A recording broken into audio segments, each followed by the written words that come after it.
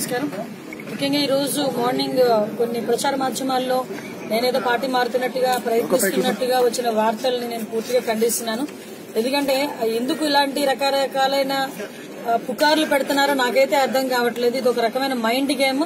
అంటే ఈ రోజు వరకు తెలుగుదేశం పార్టీలో పదవులు అనుభవించి ఈ రోజు వాళ్ళకేదో స్వార్థ ప్రయోజనాల గురించి తెలుగుదేశం పార్టీని వీడపోవడమే కాకుండా చాలా మంది అంటే ఈ రకంగా మా మీద కూడా ప్రచారాలు చేస్తే వాళ్ళ రేటింగ్లు పెరుగుతాయనో లేదు అనుకుంటే మా మీద ఏదైనా ఇబ్బంది కలిగే పరిస్థితి వస్తుందనో ఒక మైండ్ గా మాడే పరిస్థితి కనిపిస్తుందండి. దయచేసి ఇలాంటి వాటి ప్రయత్నాలు కూడా మీకు వృధా అవుతున్నాయి. మీ శక్తి వృధా, మీ ప్రయత్నం వృధా. ముఖ్యంగా నాలాంటి వాళ్ళ మీద మీరు అటువంటి ప్రచారాలు చేయడం అనేది దయచేసి మానుకోవాలి. ఎందుకంటే తెలుగుదేశం పార్టీ అంటే నాకు చాలా ఇష్టం.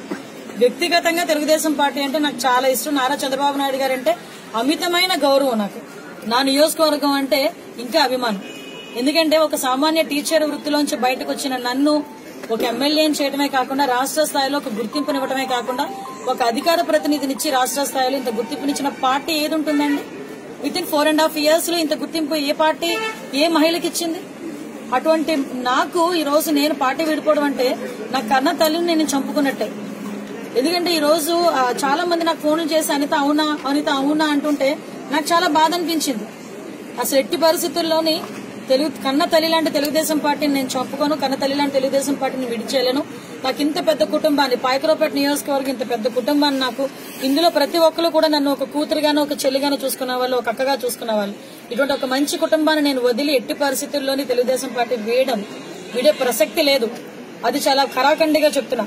మీ ప్రయత్నాలు ఏమైనా ఉంటే మానుకోండి. నా మీద బురద జల్లే పరిస్థితి మానుకోండి. ఇక్కడి నుంచి ఇలాంటి విషయాలు ఎక్కడైనా ఏ ప్రచార మాధ్యమాలను వస్తే మాత్రం నేనైతే లీగల్ గా కూడా ప్రొసీడ్ అవ్వాల్సిన పరిస్థితి కూడా వస్తుంది.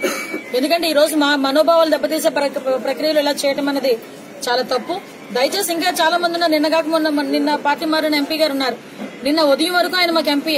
ఆయన అంటే మాకు అపారమైన గౌరవం. వ్యక్తిగతంగా అభిమానాలు ఉన్నా పక్కన పెడితే ప్రతిపక్షం ఈ రోజు ఆయన కంపల్సరీగా ఈ రోజు ప్రతిపక్షంలో ఉన్నారు.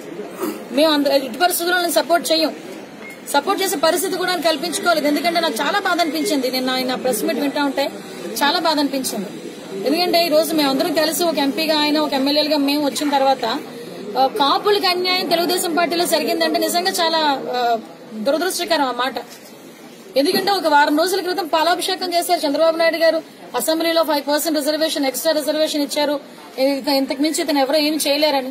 జగన్మోహన్ రెడ్డి ఇలాంటోడు అలాంటోడు దొంగ అని చెప్పి మాట్లాడిన వ్యక్తి ఈ రోజు ఆల్ ఆఫ్ సడన్ వెళ్లి జగన్మోహన్ రెడ్డి ఎందుకు మంచోళ్ళు అయిపోయారో తెలియదు. All of sudden Chandrababu Naidu గారు ఎందుకు చెడ్డోళ్ళు అయిపోయారో తెలియదు.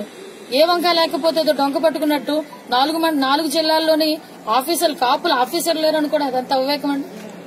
ఒక విద్యావేత్త దయచేసి ఏమంటారంటే మీ స్వార్థ రాజకీయాల గురించి మీరు వెళ్ళడం ఓకే, వాట్ ఎవర్ ఇట్, అది పక్కన పెడితే ఎట్టి పరిస్థితుల్లోని కూడా మనకి బతుకునిచ్చిన అధినాయకుడి గురించి మాట్లాడడం అనేది చాలా పొరపాటు. మీ రాజకీయ ప్రయోజనాలు ఏమంటే మీరు మీ రాజకీయాల ప్రకారం చేసుకోండి. అంతేగాని ఎట్టి పరిస్థితుల్లోని సామాజిక మాధ్యమాలు, ప్రచార మాధ్యమాలు వాళ్ళకి నేను మనస్ఫూర్తిగా విజ్ఞప్తి చేస్తుంది ఏంటంటే దయచేసి మా గురించి మీకు ఎటువంటి అపోహలైనా ఉంటే దయచేసి మమ్మల్ని కన్సల్ట్ చేసి అడగండి. అంతేగాని మీకు నచ్చినట్టు వేసుకుంటా పోతే మాత్రం నేను లీగల్ గా కూడా ప్రొసీడ్ అవ్వాల్సి వస్తుంది. దయచేసి ఈ విషయాన్ని అందరూ గమనించాల్సిందిగా కోరుకుంటూ ఎట్టి పరిస్థితుల్లోని పీక పోయినా తెలుగుదేశం పార్టీని వీడే ప్రసక్తి లేదన్న విషయాన్ని మీడియా పరంగా అందరికీ కూడా తెలియజేసుకుంటాం. Subscribe us and press the bell icon for more interesting updates.